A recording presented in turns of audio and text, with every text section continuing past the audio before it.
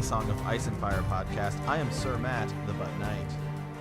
And I am Sir Ezra the Watchful. Welcome to our Song of Ice and Fire book club. Today, we are into chapter 55, Cailin 8 of A Game of Thrones, and in Fire and Blood, we will be discussing the Dying of the Dragons, Rhaenera Triumphant. Mm-hmm. Yeah, wow, Sir Ezra, so many things are going on today. Yeah, so many. It's crazy, man. I don't even know where to begin. Where to begin? Okay, so I think first we should start with some show news, right? I think that's probably the first place to start. So, as we talked about, obviously the final season is coming out, and Sir Ezra and I have been going back and forth, kind of behind the scenes on how we want to do this, because there's only so much time in the weeks to record. Yeah. Yep. And sure. Especially like a trailer drops, and we live in different time zones, so it's not like we can always easily just record stuff. Right. So, what we're gonna do is we're considering this. We're still not 100% sure. But this is probably the most likely course of events. Is we're considering putting the reread on a temporary hold. During the 6 weeks of the show, because we were thinking, well, let's do the show and a reread, right? Yeah. And then we were like, well, we typically record the reread early, and so we're like, well, if we record the reread early, then people are going to send us questions and theories and ravens that they'll want us to discuss, and then we'll we'll always be behind.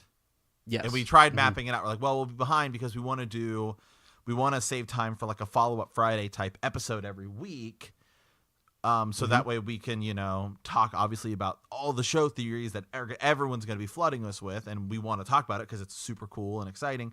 So that's what we've kind of decided is probably the best course. It's not like the reread's not going away or anything. It's just, we decided, I think we're just going to put it on a temporary hold. Like a 6-week hold. Yeah, it's like we still got years to go on that on that thing. Winds of Winter isn't even out yet, so it's not. It's not like we're not saying reread's over. It's just it's just to us it just makes the most sense. Otherwise, we'd have to record 3 episodes a week plus Raven's Nest is coming, and we want to do possibly 2 of those. We're considering. Because we want to get the second one out, when the show is out, and so we can maybe talk about the finale. So that's just kind of where we're at right now.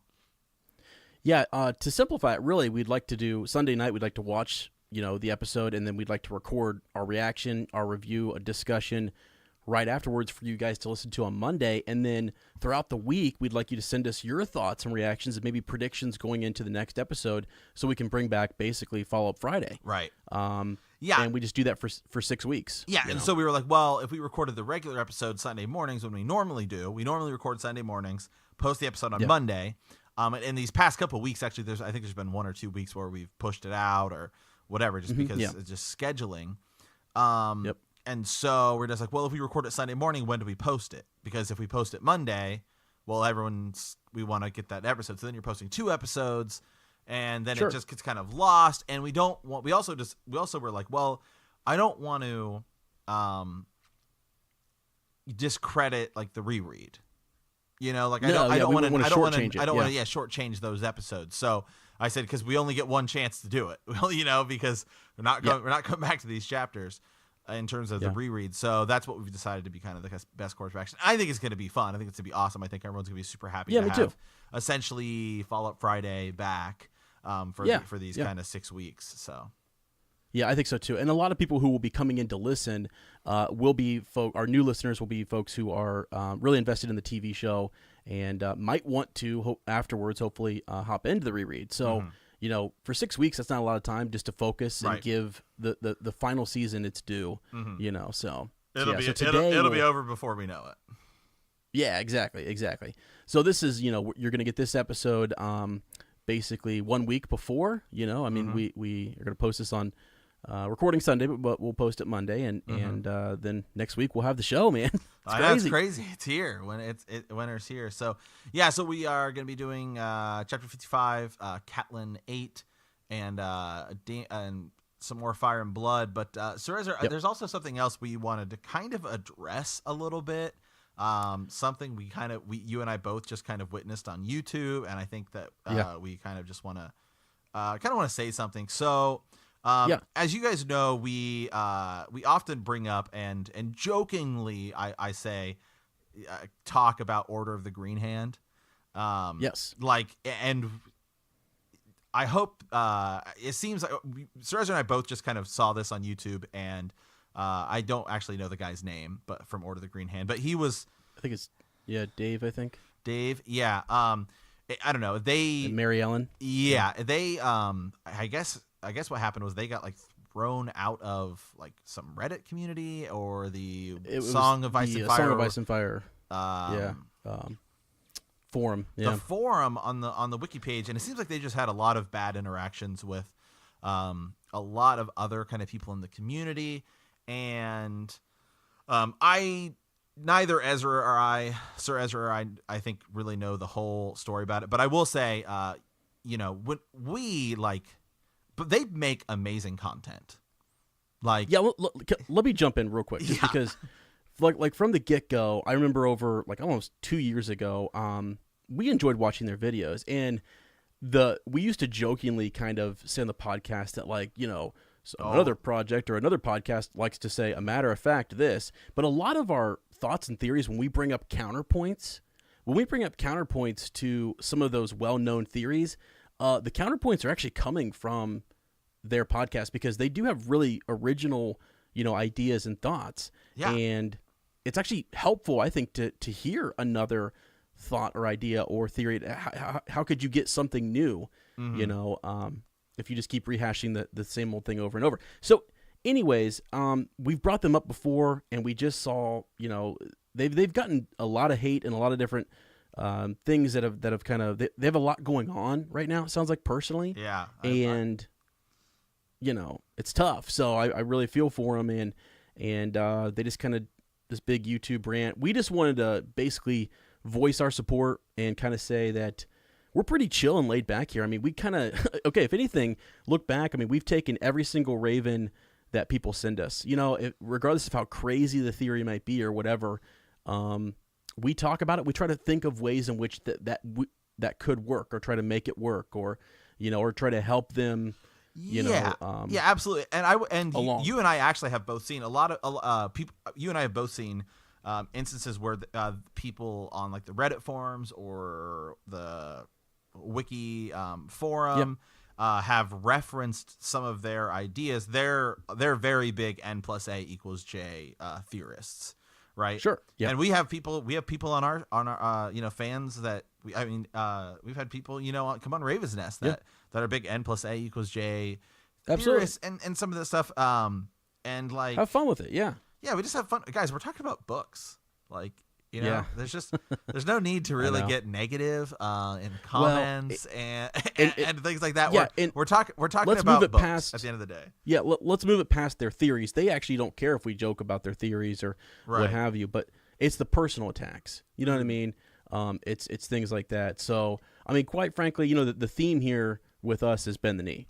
Yeah. So we are kind of laid back. Every other podcast can kind of bend their knee, but at the same time, those people who are going to say negative things and make personal attacks against the way someone talks or their voice or where they come from or how they look, I mean, all of those people need to submit and bend the knee, because that's just not cool. So because bend the knee is the name of the podcast, but it's also a warning. Because there's a second word that comes afterwards, all right, and it's Dracarys. Yeah. So that's pretty much how that goes. Right. Exactly. Yeah. So we just had to make a quick little announcement there, because we have mentioned them before. I think their theories are really good. I know. I mean, just you and I have read manifesto level theories from the Reddit community, and we're like, I may not agree with all of that, but that doesn't mean it's not good. Their stuff's their stuff is really good, really well put together. Really, you've researched it. They have some theories where I'm like 100%. I agree.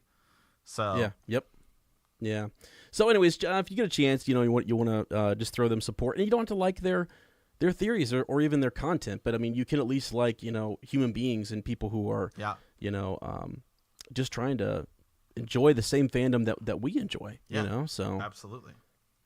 That's all there is to that. So yeah, quick update there. One more thing while we're in small council, to kind of switch gears here and move us along. I today went on this deep, I started watching all the interviews, all the late night interviews, the morning shows, from the cast of Game of Thrones. You had Sophie Turner, Maisie Williams, you had Kit Harington, and so on, Amelia Clark, and John Bradley, whoever. I am Gwendolyn Christie. Her interview on, I think it was one of the morning shows, it gave me chills. I mean, talking about the end, they couldn't tell us anything, right? None of them can say a word about it. But when they talked about how they reacted and what they did, each of them said they got emotional. They had to take a walk. A sunny day turned into a rainy day.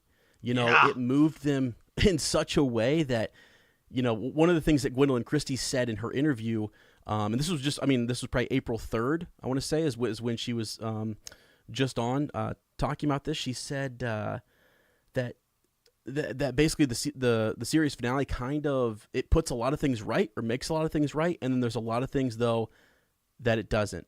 So I don't know how to take that either. It's sort of like a lot of things will, seem like certain characters maybe got what they deserved and others didn't, is kind of the way I heard her. And I'm like, wow, what does that mean? It just, so I'm more stoked now than I ever have been. Every day that we get closer to, episode 1, I'm so fired up. And to hear the cast say, we cannot wait until you guys see it, and we cannot wait to hear what people think about it, that says a lot. I mean, because it's like this series has had so many big moments and big reveals, and Hodor moment, Red Wedding moment, all those different things. To think that there are many more of them, to come in this final, it's just nuts. It's crazy. So get ready. I know. I can't wait. There's so many things. Stannis coming back. Woo! Excited. Right. Yeah. Oh, Stannis will sit at the Iron Throne. There you go. So anyways, I was fired up. If you get a chance, we put some links out in the Facebook group just for folks to kind of check out, and just have a good time, Get yourself, you want to get hyped, I mean, go watch some of those interviews. I think Kit Harington did SNL this past Saturday. So those clips are coming out, and I watched his opening monologue. It was fantastic. It was super funny. So go check that out before we get into this season 8. So all right. Wow. I felt like, that was a little bit all over the place, but all needed to be said. And anything else going on, Sir Matt? Are you doing okay? I mean, I'm doing good. I hopefully I sound a little better, man. I went and got a new microphone, so hopefully that sounds a little more, I don't know. Oh, cool. Yeah. Awesome. Well, I think you sound great. So, yeah. All right, my friend. So that was Small Council. Let's jump into our Maester study, because it is a huge Maester study. Yeah. And as I said at the top of the show, this week we're kind of covering the Dying of the Dragons, Rhaenera, Triumphant, and a lot happens. I mean, I kind of just have the different battles listed here, and I'm going to give a quick summary of what happens. It would be hard to right pull ahead, man. From the text here, because there's just so much. I mean, if you look at this, I'll just start at the top here. You've got, quickly we sort of just give you some background on Aegon Targaryen, Aegon II, Aegon the Elder, being there in King's Landing. Rhaenyra is over on Dragonstone. And to set this all up, this chapter kind of talks about the fall of King's Landing.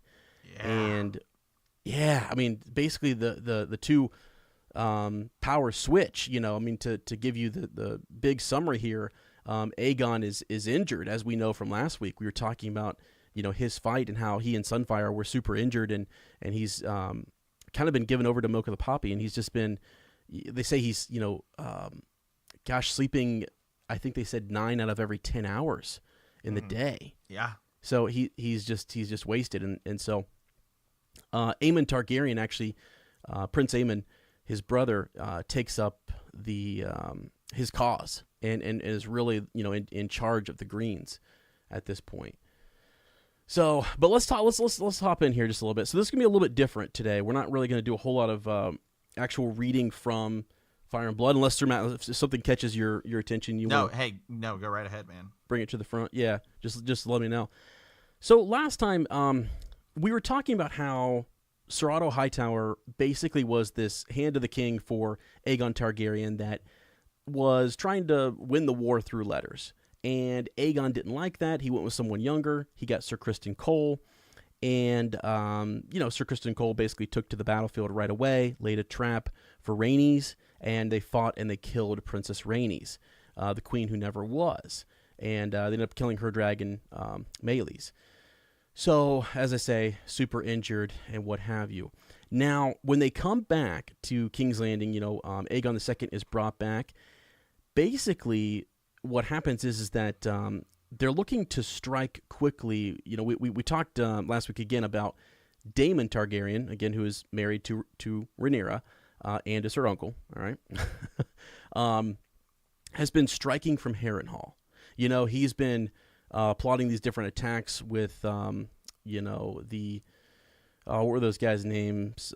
Cheese and Rat? Yeah, Cheese and Rat. Yeah. So he was kind of, he set that up, basically the assassination attempt. He took a son for a son, as it were, was the big chapter there. So when they get back to King's Landing, Aegon II is just out of commission. Prince Aemon Targaryen and Sir Criston Cole actually gather up the Greens, and they march to Harrenhal. And doing that, basically, they left King's Landing defenseless, essentially. They've taken a dragon, they've taken their main force, and it's vulnerable. And Prince Daemon on Caraxes and Queen Rhaenyra on Syrax actually kind of take advantage of that. So, Daemon was tipped off by some of the Gold Cloaks who he used to captain, and he flies in and basically takes over King's Landing. Yeah. So that's a huge switch in power. I mean, I think at one point when they see the dragons, I think it's Alicent Hightower starts to say she sent riders to try to bring back Aemon and Criston as soon as they had left, but they're too far gone, and she can't get to them in time, and so Queen Rhaenyra is here, and also Lord Corlys Velaryon arrives on Blackwater Bay, and he's got the fleet, so they've got King's Landing kind of surrounded by the sky, and they're in Blackwater Bay. So yeah, the battle. There's a lot that happens with the kings, with the City Watch, as I said, sort of their betrayal. Just that they had sort of turned their cloaks, I guess, if you will. They were loyal to Daemon, who had once been their leader, and So that's really how they gain entry there. There's a lot of folks who are murdered. Remember when some of the blacks were captured by the Greens in King's Landing, or those who spoke in support of Rhaenyra's claim, were sent to the cells, right? Sent to the black cells. I mean, some of them were just killed on, right there on site. Several who were captured, though, who turned and became Greens, Rhaenyra actually has no mercy on them. It's rumored between Mushroom and Eustace that she either cut their tongues out first and then killed them, or she just killed them. Right. But it's like she really had no pity for them when she is there in King's Landing. So some of the aftermath of that, King Aegon II there escapes the fall of King's Landing. He was smuggled out by the Master of Whispers, which is Larys Strong. So through secret passages, he kind of dresses up, like one of the small folk, like a commoner. And remember, his body he's burnt. He's got sort of he's mangled a little bit, one half of his body. I mean, that could not have been an easy trip. You know what I'm saying, Sir Matt? Yeah. So that was interesting. He was protected by two of his Kingsguard, Sir Willis Fell and Sir Rykert Thorne. And he's accompanied by his children, Princess Jaehaera and Prince Maelor. Boy, some of this stuff here that happens to his kids, it's pretty awful. It's pretty crazy what goes down. So, Yeah, because the big switch here is that he will later end up he gets smuggled to Dragonstone. So when Rhaenyra leaves Dragonstone and takes over King's Landing, basically the two monarchs kind of switch spots, just to make that easier, I guess, for folks who are kind of wondering what happens there. And one of the biggest things, one of my big takeaways for this chapter was that Rhaenyra, when she takes the Iron Throne, do you remember the part 2 where it said that she was cut often? Yes. Like there were signs that, the Iron Throne didn't like her. Right, yeah, it was cutting her. Yeah, there was like these bad omens where they were seeing, even though she was wearing armor, she would, every time she would leave the throne, she had been cut up a little bit, and just wild. But she didn't have any money. There was literally so Aegon II had exhausted all of their, all of the money in their vaults. I mean, they were in debt to an extent, and to fill some of that back up, Rhaenyra has to, I think she calls on a Celtigar, and who is a descendant from the last from one of the former masters of coin, and they bring those taxes back, and it's awful, it's just awful. So yeah, so it says Rhaenyra took the capital and sat in the throne for roughly half a year. All right, so decent amount of time there. Upon taking the city, she insisted on claiming her father's seat, and we talked about how basically, she was cut there several times. Those living in King's Landing initially welcomed her return as a ruler, for they had always had little love for Aegon II and his brother Aemon. Rhaenyra, once in power, sent Knights Inquisitors to pursue those who had helped Aegon escape the capital. The spikes of the gate started to be filled with more and more heads each day, although the late King Viserys Targaryen had left the treasure vaults full of gold upon his death. The treasury was completely empty by the time Rhaenyra had taken the city. So there you go. So the Greens had basically spent up all that gold, and the Blacks are kind of left with nothing. So, yeah. And it's Lord Bartimus Celtigar, I think, is her master of coin, and so he enacts some of these new taxes, and it's just not going well. That was interesting too. She ends up getting called. They kind of refer to her as King Maegor with teats. Right. Yeah. And it says that for hundreds of years thereafter, the curse was Maegor's teats. Just I don't know. It was kind of interesting. So yeah, I really like that picture too. Yeah. That picture of her. Like on the Iron Throne, where she it's just been like cutting her, and like she's just not. Yeah, it bad omen there. I mean, even if she sits there for six years, it even talks at one point. I didn't have this here in the notes, but like that she started to gain a lot of weight there as well. She does. She does actually. I think in World of Ice and Fire they have a better picture of her where she's put on a little bit of weight. Yeah. I think it's just the. Well, I mean, some of it's. Or just they describe stress. it. They describe it later, like as they describe her closer to her death, how she's like been put on, how she's she's put on a bunch of weight and stuff. Yeah, they'll even later talk about her dragon, who gets kind of then pinned up in the dragon pit and becomes so used to chains, and people. This becomes very tame and lethargic, So does possibly does that have anything to do with it? That connection? Yeah, right? Kind of parallels. Yeah, Rhaenyra. So, and I was even thinking too, in this chapter, Rhaenyra really does. I mean, Daemon's really pushing. Her husband Daemon is pushing and doing a lot of the fighting and commanding, but she becomes fairly laxed here and actually maybe lets her guard down, even though Aegon hasn't been killed or found. She seems to feel like she's almost won, I guess.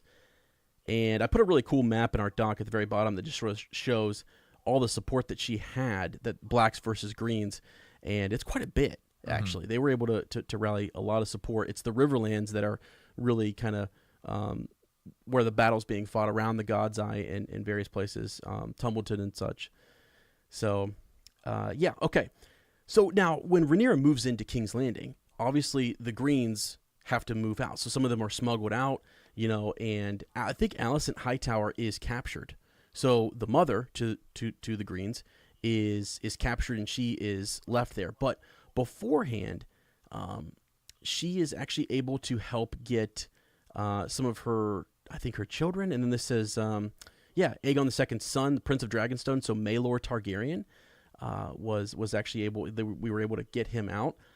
This is pretty wild here. Let me read some of this.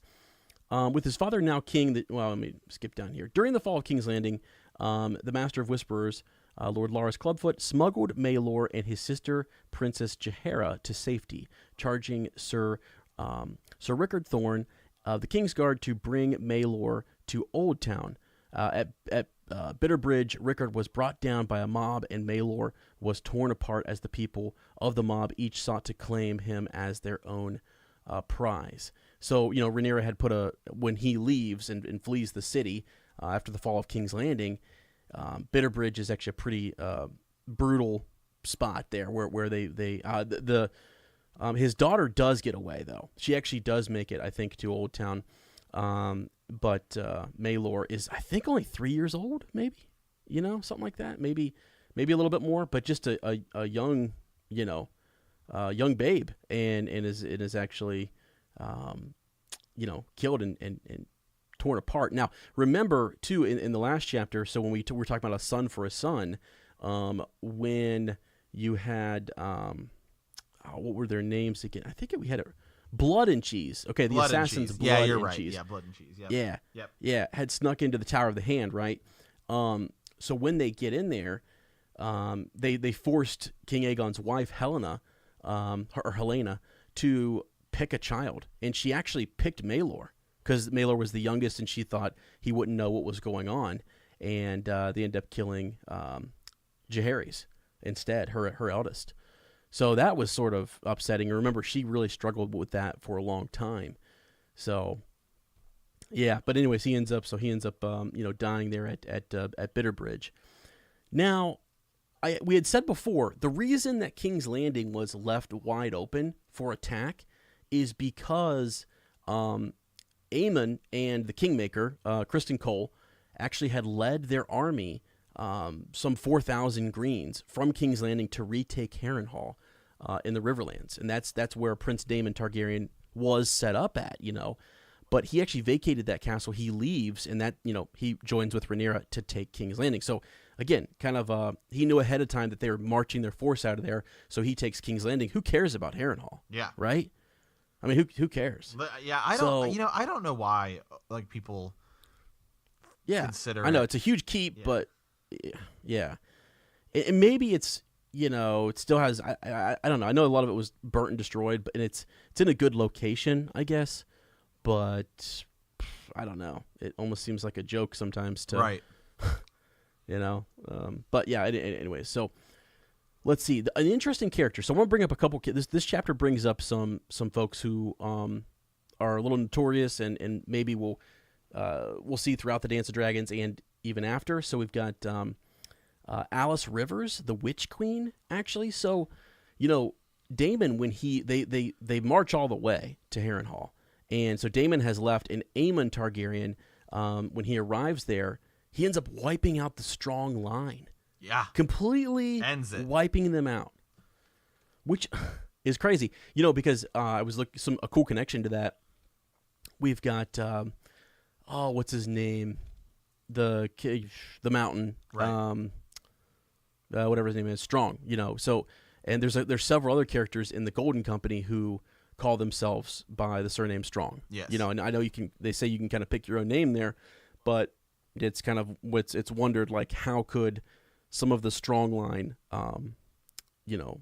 survived when Aemon showed up here. And remember, he has it out for all of those bastards who were his nephews that he fought with growing up, and so when he's here, he believes that the Strongs that I think it's Larys Strong, the Master of Whisperers, was the one who actually betrayed the information and actually gave up the idea or told Daemon and Rhaenyra that they were leaving King's Landing. So he thinks the Strongs were a part of giving that information, to the Blacks. And so he kills every single one of them. I mean, even some of the bastard children, too. Yeah. So he kills everyone except for what I believe, Alice Rivers is a bastard daughter to one of the Strongs. And, they say she has sorcery powers. She survives the assault on Harrenhal, with when Prince Daemon was first there. And then when the Greens take it, she maybe seduces Aemon Targaryen. We're not really sure. I mean, it seems like they were super close. Let's see. The Dragon Rider spared Alyssa's life, however, and he took the older woman as his bedmate. So a lot is made in the chapter that she's an older woman, still good to look at, still whatever, but like I don't know what to say. How to phrase it, yeah. A lot of what Mushroom and Eustace sort of disagree about is like, right. She still has her feminine wiles. Yeah, there you go. Yeah, exactly. But they kind of say, like, he had a lot of other... Why didn't he pick... I mean, she's either 2 or 3 times older than him, is what it suggests. So why would... That's why, again, the idea that she's a witch, it's believed that she used potions or some sorcery to entice Well, some people just prefer older women, okay? Hey, I know, man. Nothing wrong with it. That's what Gendry's thinking when Melisandre's there. He just didn't realize how old she was. Oh, man. Yeah, exactly. And who knows? Maybe this Alice Rivers is much older. I mean, Yeah. So she ends up hanging around quite a while and ends up becoming basically with child from Aemon Targaryen, and even sees him off when we'll talk later about the Battle of the God's Eye. So that was kind of huge. She's just this character that is she's mentioned before, but more detail is given to her here in Fire and Blood. Right. So. Yeah, okay. So let's move on past her. Let's get to the end of Sir Criston Cole. I haven't really liked him from the get-go. So, the old butcher's ball here is basically what we're talking about. He that 4,000, that army of 4,000, the Greens that had left King's Landing to retake Harrenhal, what are they doing? They've left, where are they supposed to, fight now? Like, what are they supposed to do? I mean, are they supposed to go right back to King's Landing and take it back, or what are they going to do? Yeah. So, I mean, they're also down dragons too. So. Yeah. Exactly. Yeah. Yep. So, anyways, they led their 4,000 Greens from King's Landing to retake Harrenhal from Prince Daemon Targaryen, who vacated the castle before Criston arrived. After hearing the Lannisters' defeat in the Battle of the Lakeshore, which, by the way, was, the Lannisters are fighting for the Greens, and they kind of show up there near, because there's still a fight at Harrenhal. Just because Daemon left doesn't mean that there wasn't a fight, so there's still quite a bit going on there. But, Aemon began burning the Riverlands. Cole marched his remaining 3,600 Greens south along the western shore of the God's Eye, and he's intending to meet up with Ormond Hightower, who had actually taken a second force around the other side and of the God's Eye there. So he's coming back around, and he is actually ambushed by a group called the Winter Wolves, which I wish I could go into all the details. There's actually really cool details about these characters and some of the lords who are supporting the Blacks, but it's just too much, guys. Yeah. I already feel like I'm flying through this, So, anyways, they're ambushed by these guys just south of the God's Eye, and it's crazy. This is the arrogance of Sir Criston Cole. He tries to actually challenge. Basically, you've got 2 armies there ready to fight. And Sir Criston goes out, and I think they're outnumbered, actually. And so he kind of, under a truce banner, goes out and wants to challenge them to single combat. He challenges Lord Roderick Dustin, Sir Pate of Longleaf, Sir Garbald Grey, and he even says, you guys can. He goes, I'll take all 3 of you at once. You can even, bring a few folks, and basically they all decline, and they fill them full of arrows. Yeah, right there under the truce banner. So that was pretty wild. I mean, that was kind of one of those, not red wedding type things, but one of those shockers where it's like you're under a truce banner. You wouldn't expect this to happen. They really don't care. This is war, and later on it's nicknamed the Butcher's Ball. His men basically they're ambushed and they're outnumbered 2-1, and they kind of just not disband, but they get scattered a bit. You know what I mean? Mm-hmm. So, but yeah, so that was kind of a high point for Rhaenyra Targaryen's forces for the Blacks. You know, they beat Sir Criston Cole's forces there. It's a pretty big one. So the Butcher's Ball is a pretty big turning point. She's already got King's Landing, and now they've defeated, you know, a large portion of the Greens. So yeah, a lot of good stuff there to kind of celebrate. Now, I had mentioned before that this 3600 was coming south and trying to swing back around to meet up with Hightower's forces. And Hightower, being on the other side, he has one of, I think it's Prince Viserys' youngest son and brother to Aegon II, Daeron. And he is known as Daeron the Daring. Pretty awesome, you know. And he's known that way because of just some of the stuff that he is able to do on his dragon and his prowess in combat. So, yeah. So let's talk about this. And actually, remember last week too. So much to talk about here. There was a what are they called, Sir Matt? The seedlings. Mm-hmm. Nettles the and nettles. Yeah, the nettles, because they it was Nettles. It was the Hammer. What was his name? There was a couple of them. The Dragon Seeds. The Dragon Seed. Yeah, there Nettles, you go. the Dragon Seed. Yeah. Yeah. Yeah.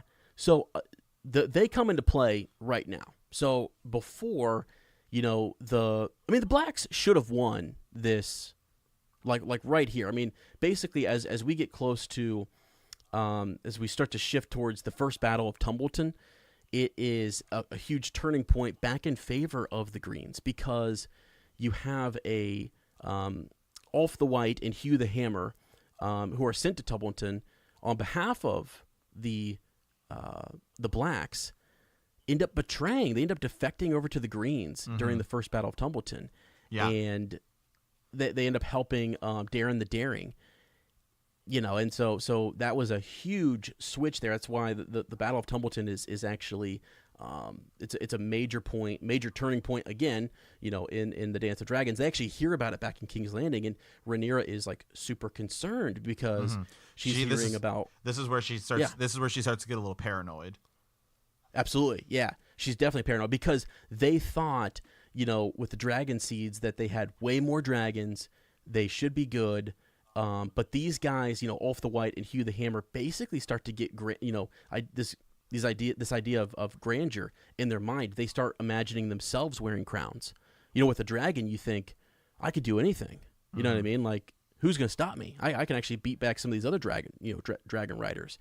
And so, you know, and that actually ends up being kind of a poison for the Greens. You know, that's something Daeron has to deal with, is that these guys start to want lordships. And they start to want, you know, all this, you know, notoriety and things. So, yeah, that was a bit tough. Well, this is where Rhaenyra when she starts to get paranoid, is when she declares Adam, Valerian, and Nettles traitors. Yes, right. Yeah, where she and then that has like, you know, disastrous consequences, right? Because you know, Nettles is like the last dragon rider of Sheep Stealer, right? So there's a dragon that you can lose, and then Adam Valerian, what's the dragon he has again? He has Sea Smoke. I have to look it up. Sea Smoke. That makes sense. Yeah, that makes sense. Yeah, I think you're right. Yeah. Well, and also, I mean, Corlys Valerian. We didn't get to talk about that a whole lot last week. He died at Tumbleton, but you know, so that's just part of that whole her going crazy. Yeah. So, but it was, you know, Corlys was the one beforehand though, who was like super speaking in defense of Sir Adam, you know, and actually he was a bastard until Corlys Valerian kind of legitimizes him, you know, and so that was kind of because she wants to almost arrest these guys and imprison them until the war's over. Not that, you know, she just doesn't trust them, I guess, and they're too big of a risk or liability. You know, with Ulf the White and Hugh the Hammer betraying, she just immediately assumes that Adam and Nettles are going to do as well. And really, I don't think they would have actually. You know, so we're going to talk about those two characters a little bit. Sir Adam is actually warned by Lord Corlys, in a way, and is able to escape. He's actually able to kind of get away. And same thing with Nettles. Nettles actually lives on. She does, for quite some time, which is really cool. There's even some rumors, about her and her and the life that she had with her dragon in a faraway country. Yeah. So, yeah, it's pretty neat. Let's see here. Let me move on down. I don't really want to read. Do I? The Battle of Tumbleton. I mean, it's kind of. There's a lot. I don't know. Adam Valerian. We know Adam Valerian dies there at Tumbleton. Well, there's two. There's the first and second Battle of Tumbleton. But right. Yep. You got the first and the second. Yeah, I mean the first one is basically where we have that sort of betrayal that the two betrayers kind of turn the tide there. Mm-hmm. So I really think that's all you need to know about that. I mean, there's a lot more details about what they did to the citizens and how they burned people to death. And, the second one though is an enormous victory for the Blacks, like enormous winner because. Like the people who die in the second battle for the Greens, I mean, it's Daeron Targaryen, Hugh the Hammer, Owen Fossaway. Oh yeah. It's huge. That's where it all goes down. Mm-hmm. Yeah, that really is where it all goes down. Yeah, and I think that comes up. They lose Vermithor. They lose another dragon, and then the Blacks really just the Blacks lose less than like 100 people. Right. They lose Adam Valerian and Sea Smoke though, but I mean. Yeah, it's still a huge victory for them. Sure. Yeah. Yep. So, all right. So let's move on here a little bit. I just wanted to do a quick little, kind of an aside about Nettles, real quickly. So while she's in the Riverlands, part of Rhaenyra's, she is freaking out because the dragon seeds have switched sides. She actually sends for either Nettles' head or for Nettles to be taken, and you find out that Daemon, her husband, has actually taken Nettles under his wing, so to speak. Yep. And remember, Daemon was a guy who frequented brothels, who had many wives, and even seduced maybe Rhaenyra, and was actually banished and exiled by his brother Viserys for hooking up with Rhaenyra, or showing her the ways, I guess. I don't know. So I kind of believe that this happened. I mean, I think it's Eustace, Mr. Eustace, or Septon Eustace kind of says that, he was more of a father figure to Nettles. Right. But Mushroom's sort of like, come on, Yeah, Mushroom. I mean, they go. Isn't it Mushroom who says that they went as far as to share a tub, and they were as naked as their name day. Yeah. Yeah. So I mean, yeah, and I think they did actually. I think even Eustace kind of confirms that too. So, or one of the maesters, but it's they went everywhere together. They were kind of scouting, looking for their enemy, and they were on Dragonback, right. Doing a lot of stuff together. And you're out and about. I mean, I guess, pull to Ned Stark. You're out at battle, and hey, the need comes on you, and I guess that's what happens. And I say that jokingly, but or am I? Or is he? Did Ned actually? I don't know. Jon Snow got there somehow. He did. That's for sure. So, anyways, what's interesting too about this whole Nettles connection is that someone who was in Daemon's life earlier, it's Lady Mysaria, who is, let me scroll down here, Misery, the White Worm. She actually ends up feeding into Queen Rhaenyra's distrust of the dragon seeds. And remember, Lady Mysaria actually was a Lyseni, and she hooks up with Daemon. She's actually with Daemon before he's with Rhaenyra, and it actually upsets Viserys because he already had another wife, and she loses his child on her way back across the Narrow Sea or whatever. So they bring her in, and she's like the Lady of Whispers, right? She's she's the Master Whisperess. I don't know how to explain it. Yeah, whatever the title is.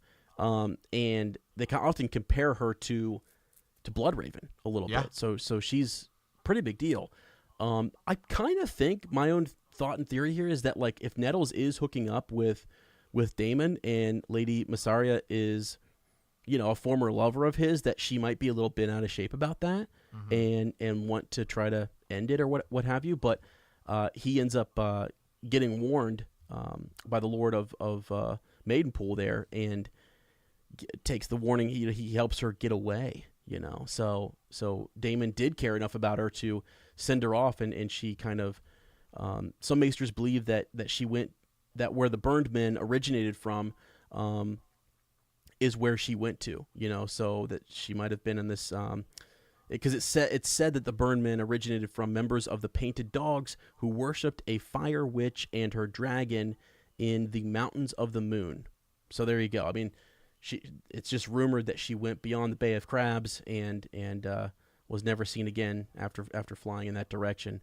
And then you have all these rumors about people worshiping, this fire witch and her dragon. So good for Nettles. You know what I mean? Yeah. Good for her.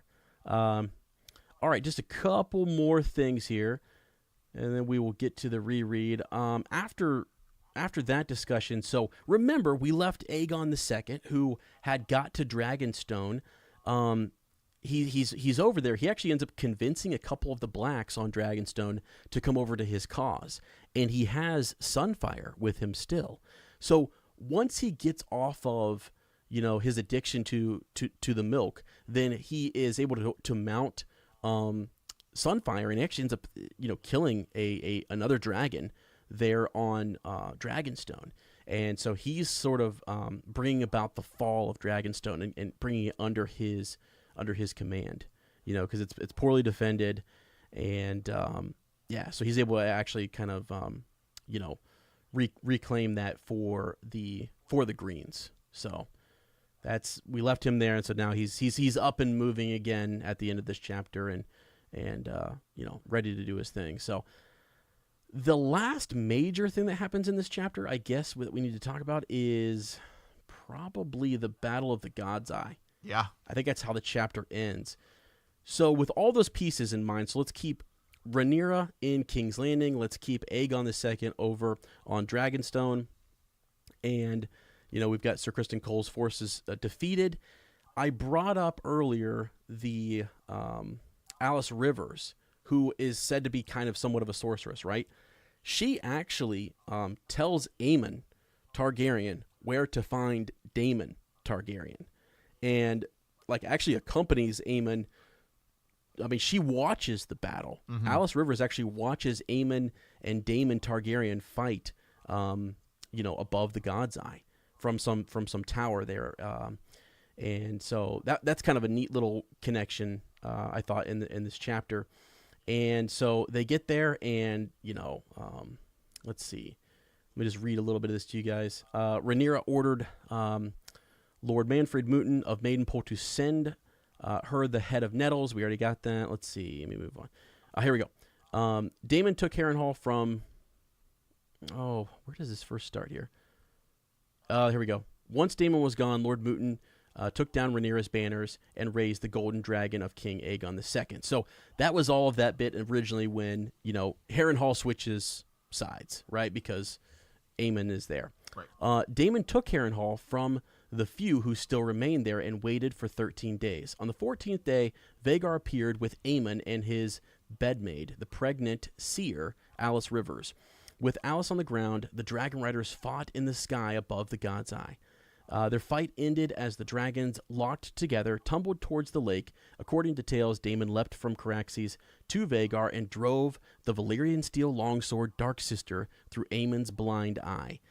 The dragon struck the lake. Half a heartbeat later, Caraxes crawled beneath the walls of Harrenhal, where he died. Vhagar died in the water and was found some years later, with Aemon's bones still chained to the saddle, and with Dark Sister in the rider's eye socket. Yeah. Wow. Daemon's remains, however, were never found, causing singers to claim he survived to spend his last days with Nettles. There you go. So... I don't know, man. His body was never found. You and I talked about this a lot on our Patreon episode about the Isle of the Faceless Men, because there's a lot of weird stuff here that because of where this takes place just above the God's Eye, and like you've never seen again. His body's not found. His body's not found, but they do find, obviously they get Dark Sister out later. But it's just who's in the water, which doesn't make sense to me. So like you in the water, you were able to find, Aemon's body with Dark Sister in his eye, but you can't find, maybe he was also in the water somewhere, and it was just they got lucky finding the first body, / dragon. Well, actually, okay, so they found him because he was still attached to his dragon, so maybe he was easier to find, But real interesting. So that's a couple of major battles. This chapter was just full of, the blacks gaining a lot of ground. The greens took it back a little bit, and here we kind of have two major players lost for both sides, Daemon and Aemon. So very interesting. Quick plug here for another individual who's done some good work on this, the Atlas of Ice and Fire blog. We'll put a link maybe in the Facebook group. Just has some really cool maps so you can kind of see, he's got the blacks and the greens kind of outlined here, so you can see the different areas of Westeros, see who was on whose side and which areas kind of stayed out of it. You know what I mean? So because you had a large portion of the kingdom does stay out of it, so which I think is interesting. You got like Dorne and the Tarleys and so on. Not the Tarleys.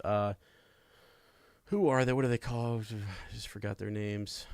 Oh my gosh. The Roses. Yeah, you know what I'm talking about. Tyrells, thank you. Yeah. So, they kind of are able to avoid a lot of the Dance of Dragons. So, but yeah, just a cool little link. We'll put that in the group. So Atlas of Ice and Fire. That was a lot, and I apologize just for kind of running through all of it, but I had Sir Matt and I have talked before, the show, and we're just always like, how do we get through all of that stuff without completely, spending 2.5 hours explaining, the details. Because we've covered fire. I mean, it's information we've covered before, and the Dance of the Dragons is the most covered event. Yeah.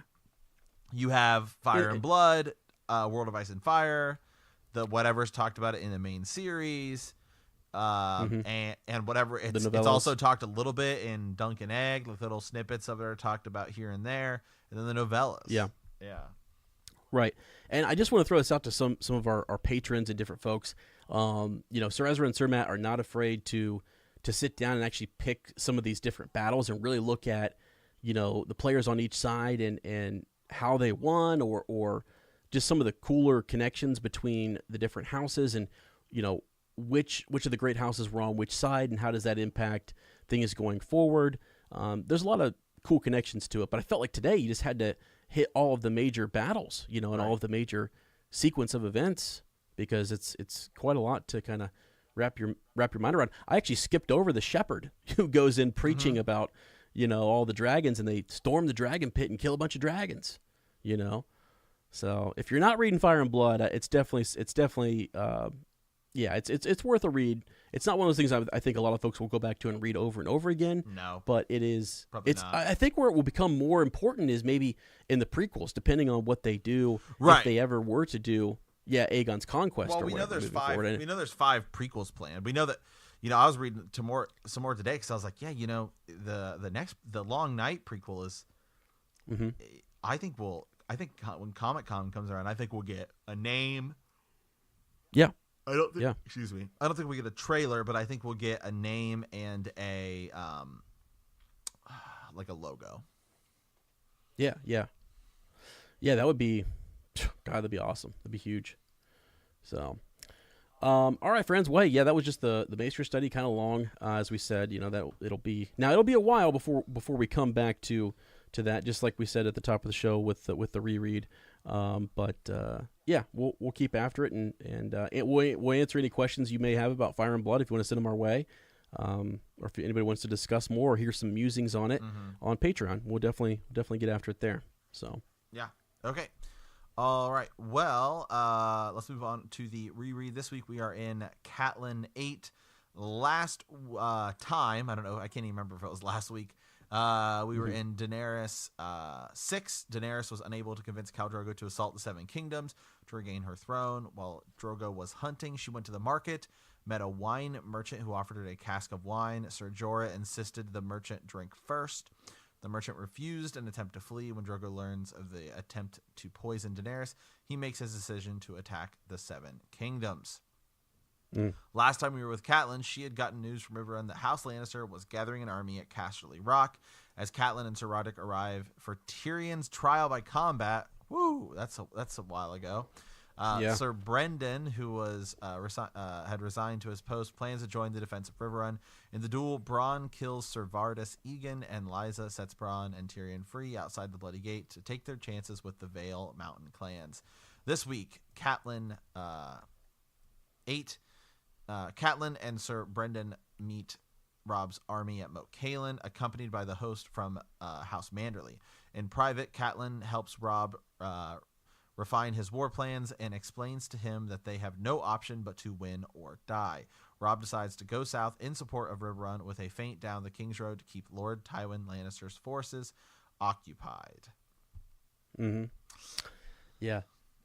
I actually really enjoyed this chapter.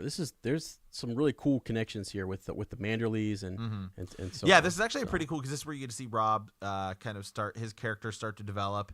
You get to see Robb starting to be field commander, and you also get to see actually just how kind of wise Catelyn is. I think the show kind of makes, because there's just less time. You have far more time of her in the book, and you get to hear her thoughts. You get to actually, in the show, she comes across as like a hothead, right? Like, oh, I'm just gonna capture Tyrion. Oh, I'm going to set Jaime Lannister free. In the books, you get to actually hear her thought process, so you get to understand. No, these are actually smart decisions that she's making. And so that's something, and you get to see, she really does know her way around. That's why later she's like, no, let me go talk to, like Renly and Stannis, right? Because, let me go do this. They know me there. She holds a lot of sway, and she is really smart. So, yeah, and she makes a tough decision, in this chapter as to, stay or return to Winterfell, and things. So yeah, there's a lot going on here. Yeah. It was too far to make out the banners clearly, but ever through the drifting fog, she could see they were white with a dark smudge in the center that could only be the direwolf of House Stark, gray upon its icy field. When she saw it with her own eyes, Catelyn reined up her horse and bowed her head in thanks. The gods were good; she was not too late. They await our coming, my lady, Sir Wylis Manderly said, as my lord father swore they would. Yeah, so to kind of fill in the last time, and we'll get this later on, but she leaves the Vale of Arryn, and she doesn't leave it in the best mood. Ends up going to White Harbor, right? And while she's there, meets with the Manderleys, who we've always thought was a very interesting house. Their relocation is cool to ponder over, and so she's with So Lord of White Harbor is and much bigger deal in the books than in the show. Oh yeah, huge. In the show, I think you see Lord Manderly like once, right? When Jon Snow becomes king in the north. I think that's it. Yeah. Right? What's funny is we just said that they're a much bigger deal, a huge deal. Well, these guys are huge. They are huge, and they're much bigger in the books than they are in the. The guy who was playing it was a big guy in the show, but they're like obese is like what they. Yeah. It's funny. So yeah, Lord Wyman Manderly is often said that he's too fat to ride a horse any longer, and so that's why he sends his son. So he sends Willis and Wendell. So yeah, but and it's funny because Catelyn's kind of thinking, she describes Willis, and even though he's not as big as his father, but he's this big dude, and she kind of feels sorry for the horse that he's riding on. She likes him. He's a likable guy. Yeah, she talks about his fingers were as fat as sausages. Yeah. Yeah. I mean, these guys are wealthy. I mean, they're a wealthy house. Yeah. They're one of those northern houses that still believe in knighthood too, and the seven, and follow the seven. Yeah. Yeah, from their southern roots. Right. Yeah. So yeah, that's pretty neat.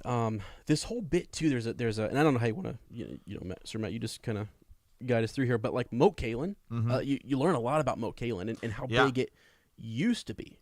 You know. Yeah, and how big it is now, and they still think it's epic. Yeah, even today, it's Moat Cailin. It's not necessarily that it's big or epic. It's just it's a very good stronghold because it's super easy to defend. Because it's like a bog, right? And I think they talk about several times that, like, I don't know what the exact number is, but essentially it's like 100 archers could fend off like 3,000 men. It's just that easy, and so that's why Ned. Remember when Ned gives those orders like send these guys here and like send these guys here, and then in the show when Ramsay Snow at the time sends Theon to go get Moat Cailin because he can't siege it even with the handful of guys that are in there. It's just it's too hard. Right. And what's interesting too is just for point of reference for folks, White Harbor is actually just a little bit north of it's to the east and it's to the northeast of Moat Cailin. So they were actually traveling back south. She could have just continued up to Winterfell, but she got word that this is where Robb is at, and he's called the banners, and they've marched to Moat Cailin. Another interesting point of reference is Greywater Watch, House Reed, being just south there. So we've talked about how it kind of moves around on these like flotillas, and it's kind of in this boggy swampland. So it does seem to be when you look at the maps and the lay of the land here. There's a point where it looks like they might have had a larger wall or a bigger fortress, stretching across that region there. It was originally Moat Cailin was originally much bigger. It was from the wiki here. It was once a great stronghold with 20 towers, a wooden keep, and a great basalt curtain wall as high as that of Winterfell's. Today, only great blocks of black basalt lay scattered about, half sunk in the ground where the wall once stood. The remaining 3 towers, which are covered in green moss, command the causeway from all sides that enemies must pass between them. Attackers face constant fire from the other towers should they attempt to attack any one tower. So it's a pretty, think about like the Twins, right? It's just an area that you're gonna have to go through. You get kind of bottlenecked into it, and so you're just screwed.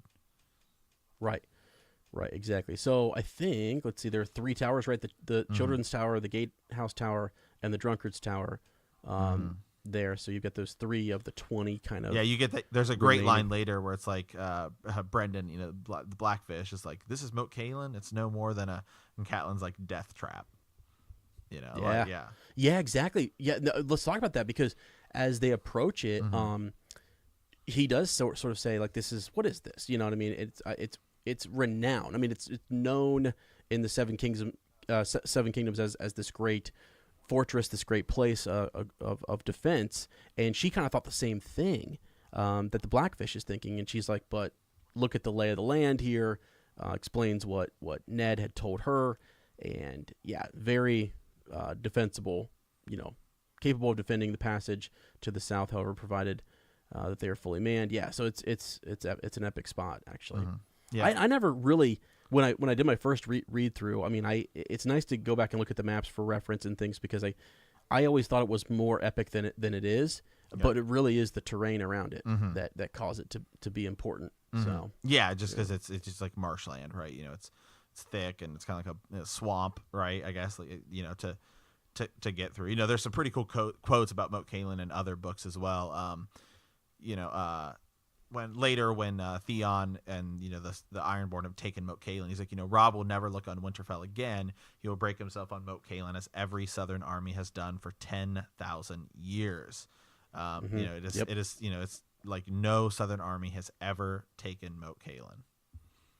Yeah, that's sort of the thing is that like when you go south, that's where the Northerners have had a lot of trouble. Is that they don't fare well in the south, but when you're in the north, it being as vast as it is, and you have those defenses there near the neck and just north of it, really those, as you said, those southern armories can't get there. Well, and that's something that even is brought up in this chapter. Tywin he's not going north. He's not going to march north. He's never going to do that. I mean, it would never make sense. And it's because of Moat Cailin. It's because of Greywater Watch. It's because of the twins. Mm-hmm. Those are the reasons why he won't do it. It doesn't make sense. They want to fight, they can come down here. They can keep the north for all we care. Mm-hmm. You know what I mean? Like they want to rule the more prosperous, south where there are more resources and things. So, Now another interesting, cool connection to Moat Cailin. According to myth, the Green Seers of the Children of the Forest worked dark magic at Moat Cailin, right? So, a long time ago we talked about how this is where, remember the breaking of the arm of Dorne, right? Or the hammers of the waters on the neck. So they were trying to, at first they had broken the arm of Dorne. Mm-hmm. The children and their Green Seers had worked their magic to sort of stop the first men from coming from Essos over to Westeros. And now, that second attempt is done here at Moat Cailin, where they tried to kind of flood this region, which makes you realize it makes sense as to why it's so boggy and there are so many, the ground is right. Saturated, so just kind of an interesting, cool connection. That's why one of the towers is called, Tower of the Children. So, all right, cool beans. That's where we're at. That's where we're located here. And let's dive back in here, I guess, a little bit. So Catelyn, when she first gets there, she's looking at all of his bannermen, right? So the Glovers were in there, right? And she's got the Great John Umber is there. And she's a little concerned. She didn't actually instruct Robb to call the banners really and march south. And when he does that, he has named himself Battle Commander. She says that later on. And he's in charge. So he almost kind of thinks that when she shows up here, Mom's going to send me home. What is he, 15, 16 years old, Mm-hmm. Like, all of a sudden, his mother's going to show up and, off he goes back home and things. But she knows that would embarrass him in front of these other bannermen. They're not his friends. They're men who are supposed to look up to the Starks. And, he is, Warden of the North. So she can't really do that. She can't undermine him. And even though maybe she's a little bit upset that her son decided to do this, he at one point when she first walks in, so she gets she meets a couple of the guards and they kind of show her in to where the Great John, they're having their war council, right? Mm-hmm. Roose Bolton's in there, the Great John's in there, and it's funny because the way Robb, when he first sees his mother, he's just, mother. He wants to like almost run and give her a hug, and she kind of wants to do the same thing, but knows that she's not able to do that. Theon is in there, right? So, he's got all of his guys in there. She wants to have a word alone with him just to sort of discuss things. What I thought was interesting is that they, she can't send him back, but she's proud that he's called the banners and marched south, but he seems to be kind of unsure of himself. I kind of felt like at the end of this chapter, she teaches him how to be certain in his decision making because of all these guys that are around him. You know what I mean?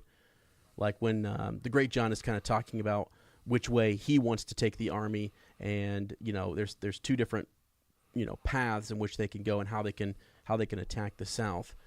How do they get past the twins? Right. So she kind of tests him, right, to see whether how clever, how good is her son, right? Yeah, I like when she talks to him and she's like, you've grown a beard, right? Like, and yeah. She says, like, oh, like she's starting to see, and like she has those moments too, like where the chapter where she's telling Theon and Robb.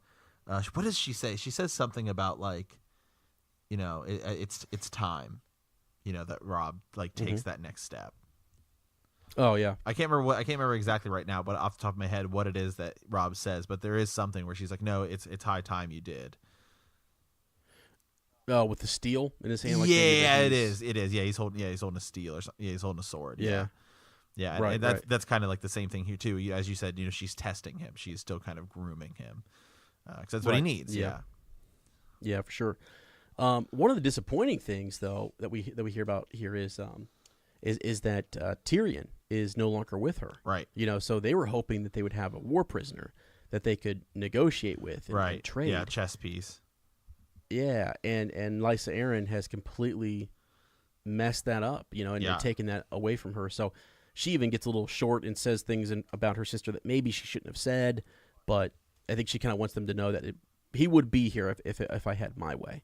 We would have that bargaining chip, but we don't, and that's a big blow, actually. Yeah. So I don't know though. Do you think that Kat wanted to kill Tyrion? No, at the time I think she did. That she wanted to kill him? Well, because if you think about when it was, like Ned hadn't been imprisoned yet. Robert was still alive. Yeah, I think it was. She knew that if she were spotted, and so she just did it. She did it. It is kind of an impulsive decision. I mean, she makes when she makes the decision, she's very smart about. Right, because she was trying to be secret. Yeah, that's right. And he exposes her secret because she is going back to Winterfell to call the banners. Right. And then when she takes him, right, Jaime ends up, they make the attack on Ned and all that kind of stuff happens, But it's like they had already sort of made up in their minds that they needed to do something. And when you call the banners in the north, I mean, he sent her back on that type of mission. Well, it's serious, what I mean? Or kind of wanted to get word to them. So, yeah, I mean, this is a chance to where she's accusing him too of, and she's close to the mark. The Lannisters did, do something to her son and hurt him and send attackers. So even though she's getting played a little bit, there's a lot for them to answer for, and then more comes out later. So anyways, she takes him, and it's just that. I don't know. Maybe she does eventually want him killed, but for sure she wants the Lannisters to answer for this. And it was maybe an easy, bargaining chip for her to grab at right there. I don't know. See, she also doesn't know Tyrion's intent, because Tyrion would have just how's it going? He would have let her go on her way. Yeah, I now think he word would have gotten out. That word definitely would have gotten out that she was down. It's like what? Why are you? Tywin's smart, right? Yeah. Why are you at the crossroads and where are you headed? Where were you before this? Why is it that you're not in Winterfell? What's going on? You know what I mean? So then all of a sudden, people start to get worried and things and what have you. So yeah, she saw an opportunity and took it. And these guys are just kind of upset that they could have traded her for Sansa. Sansa, they read the letter, right. And she sees Cersei's basically is words threatening her. Yeah, as she calls it. We're taking good care of her. But the unspoken thing is that we could not be taking good care of her. Mm-hmm. If this doesn't go the way we want it to go. So yeah, so that is all very interesting. Let's see. The more just about her. Oh, she says they're going to have that conversation later. The Lords kind of want to talk more about that, but she's like, nope, I need time with my son, and and that's when they discuss the letter. No mention of Arya, and that's really rough there. So, let's see. What are you afraid of? Here we go. So this is where she starts to kind of question him a little bit, right? So, let's see. My sister is not about to stir beyond the bloody gate. So she, Robb starts to ask, would the Riverlands aid us? Will, the Eyrie, will the Vale come to our support? And she says, no, there's no way. Aunt Lysa has gone cuckoo. And this is where you get a little flashback, and she explains that, she wanted young Robert to come foster at Winterfell, to be around kids his own age. She thought that would do him well, and basically is told by Lysa Arryn that, if you ever threaten to take my child again, I'll throw you out the moon door. Yeah.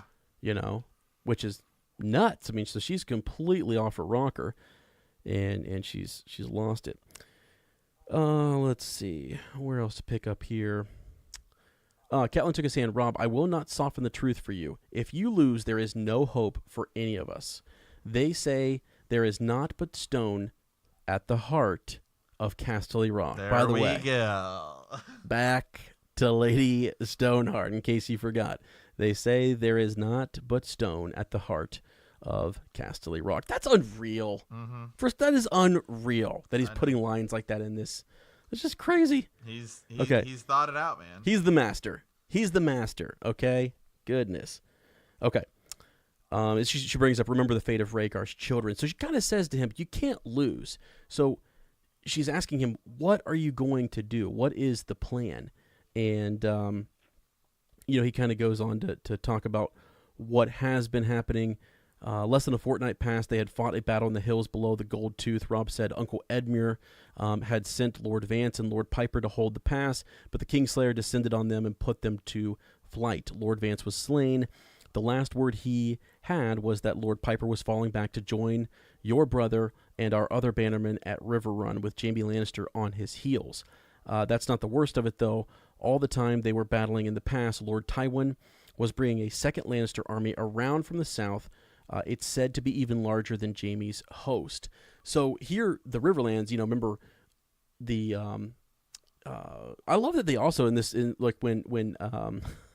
when Robb is talking about Beric Dondarrion, mm-hmm. he keeps calling him Derek and Eric and some lord. This father sent some lord. He charged him to go with some of the Stark bannermen or some of the Stark household guard and others to root out the mountain.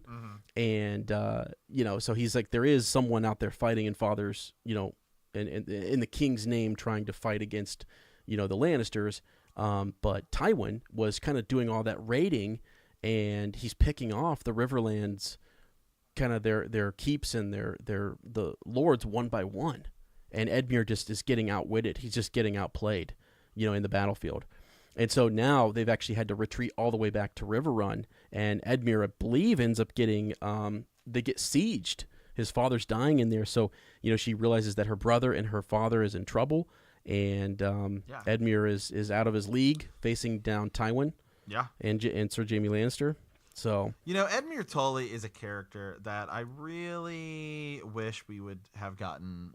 Well, we could get more of, because he's, I like him. We don't get enough of. I mean, we get like Catelyn, if you count like Lady Stoneheart, right? So, but we just don't really get a lot of House Tully, Yeah. And they seem like they're really cool. Like Edmure Tully seems like he could be a good character. The Blackfish, Yeah, he's really neat. I mean, getting his backstory and the fighting between him and his brother, pledging his sword to Lysa and then now to Cat. Yeah, it is pretty neat. And I actually keep rooting for Edmure because he gets captured and taken, advantage of. And that scene later on where he's trying to shoot the arrow at hit his father's, they send his father down the river. I feel for him, man, So anyways, but yeah, so she's definitely interested in how are we going to, make this right? What's the battle plan, Do you think we'll see Edmure Tully in season 8? Let me think. The actor has said he's not in it, but you never know. What was the last thing that happened that we saw? He went into River Run. Into River Run, yeah. And that's how they get the Blackfish. Right, and so he's just there under Lannister, kind of, the Lannisters are allowing them to be there, and I don't know. Maybe Cersei uses him as. I mean, they've got to have some forces. I mean, it would be really cool if he showed up. I mean, even though, so the actor really said he's not in it, huh? Yeah. Dang. That was a while ago. Cool. I liked him. Yeah. Yeah, I mean. Yeah. Huh. Anyways. Well, it'd be neat. Yeah, we'll see. I mean, he also, married, and I think she's still alive, Frey girl, and now all the Freys are pretty much dead, so. Mm-hmm. Oh, yeah, for sure. Yeah, really. Who's left there? But there's going to be a lot of things to settle at the end of this. Right. You know what I mean? If the books go anything like the show, it's how are we going to... That's why it's taken Gur forever. Yeah, there's a lot. All right, so as we get into the plan here, what are you going to do? Tywin's host is coming up. They've split Jaime and Tywin, and we're not really sure what to do, right? They can't stay at Moat Cailin. They have to make a choice. Right. You either hold up here, and basically, if you keep your force here much longer, Lannisters are going to get in better position. They're going to pick off, what could be, allies, and there's no food in this area. Mm-hmm. This is not land they can live off of. So that's tough. Let's see. This is where Robb starts to hesitate as he talks about the plan. He hesitated. The Great John thinks we should take the battle to Lord Tywin and surprise him, he said. But the Glovers and the Karstarks feel we'd be wiser to go around his army and join up with Uncle Sir Edmure against the Kingslayer. He ran his fingers through his shaggy mane of auburn hair, looking unhappy. Though by the time we reach Riverrun, I'm not certain. And this is where Catelyn kind of says, be certain, or go home and take up that wooden sword again. Yeah. She kind of says, like, yeah, you have named yourself Battle Commander Command, and be decisive. It's kind of what she encourages him to do. And she's like, so he's like, as you say. And she's like, I'll ask you again, what do you mean to do? And this is epic, Mm-hmm. So Robb drew a map across the table, a ragged piece of old leather covered with lines of faded paint, one end curled from being rolled. He weighed it down with his dagger. Both plans have virtues, but look, if we try to swing around Lord Tywin's host, we take the risk of being caught between him and the Kingslayer. And if we attack him, by all reports, he has more men than I do, and a lot more armored horses. The Great Johns say that won't matter if we catch him with his breeches down. But it seems to me that a man who has fought many battles as Tywin Lannister won't be so easily surprised. So there, he's looking at the Great John's advice, wanting to kind of catch him off guard, but he knows Tywin's not a guy easily caught off guard. And, Cat's kind of like, good, okay. He's taking what he's hearing from his bannermen and he's assessing it, and trying to decide what he thinks is best, right? So she says, tell me more. And he wants to leave a small force there at Moat Cailin, mostly archers, just to kind of, to guard that. And, so then what he says is that, but once we're below the neck, I would split my host in two. The foot soldiers can continue down the King's Road, while our horsemen cross the Green Fork at the Twins. He pointed. When Lord Tywin gets word that we've come south, he'll march north to engage our main host, leaving our riders free to hurry. So since they're on horses, they can actually make much better time, right? And hurry down the west bank to Riverrun. Robb sat back, not quite daring to smile, but pleased with himself and hungry for praise. And so really, he has a really good plan here in order. It just, the next part is all about who's going to command that other host. Who does he go with? And, Robb says he would go with the more dangerous route. Just like his father, he would go with the horses and go with the cavalry. And they would ride to where Riverrun is being, sieged essentially, and try to take Jaime Lannister by surprise, which they do. Now, who is he going to put in charge of the other host? And this is tricky because all those, lords want their due. They want to be commanding the commander of some battle. And he's like, well, the Great John has no fear. And she's kind of like, but we're outnumbered there. So would we want someone who is fearless and just bullheaded to rush with all of our forces in there and get slaughtered? And so they kind of decide, she helps him work towards the decision that Roose Bolton is actually a better choice because he is cunning and he is resourceful and would not put all of their troops at stake. All you really need to do is distract Tywin a little bit and make him believe that this is where the battle's going to happen. So he doesn't send his support over to Jaime. That's all they need. Bide their time, maybe even attack a little bit and then retreat. Keep everybody safe, but then that looked like a real battle. We know how it goes later. It's a lot of men are sacrificed. Roose he's a ruthless guy, so, but yeah, I don't know. So they go on talking a little bit more about just Grey Wind and and how he got to know the Great John and all that good stuff. And that's really the last big decision that they make. So Robb nodded, rolled up the map. I'll give the commands and assemble an escort to take you home to Winterfell. Catelyn had fought to keep herself strong for Ned's sake and for this stubborn, brave son of theirs. She had put despair and fear aside as if they were garments she did not choose to wear. But now she saw that she had donned them after all. I'm not going to Winterfell, she said. She was surprised by the sudden rush of tears that blurred her vision. My father may be dying behind the walls of Riverrun. My brother is surrounded by foes. I must go to them. Family, duty, honor. Yeah. Right? Yeah. So, I mean, what would have happened had she left? Oh boy. Who knows? The great what if game, you know. I know. It's epic, man. So I think it's really cool to think about, you know, as we slow it down and we go chapter by chapter, to really look at the significance of what the young wolf does, you know, and how when he really starts to decide some things, and having his mother there to help him, not to contradict him or not to undermine him in front of his bannermen, but to help him in private and what have you, because then he'll go make this decisive decision, you know, in front of them and be more, you know, of a leader. And I think they'll have a lot of respect for him there. So, but yeah, man, I don't know. Epic couple chapters there. A lot of battle going on. Yeah. So, holy smokes. Okay. We don't really have any Ravens this week. We have a Raven. We have a doc. I'm calling it Raven's Nest 3.5. It's really going to turn into, a follow-up Friday. You know, yeah, follow-up Friday or something, maybe before, you know, we'll get our predictions out there and things and talk about some of those Ravens and the Night King and everything that we know. And then after each episode, after, you know, Season 8, Episode 1, later that Friday, send us a Raven at btkcast@gmail.com. We will follow up, have discussions about your thoughts and theories on what's your predictions, what you think happened, what's going to happen, just all of it. You know what I mean? We're going to go nuts. So it should be a really good time. So, yeah. Well, we want to thank you for playing the Game of Thrones. In our next episode, we will not be discussing Chapter 56, Tyrion 7. As we said earlier in the episode, we're saving that. So our next episode, we will be discussing Season 8. Season 8, Episode 1, man. Episode 1, yeah, absolutely. 1. Yeah, so crazy, man. It's crazy. That's where we're at. So, all right, guys. Yeah.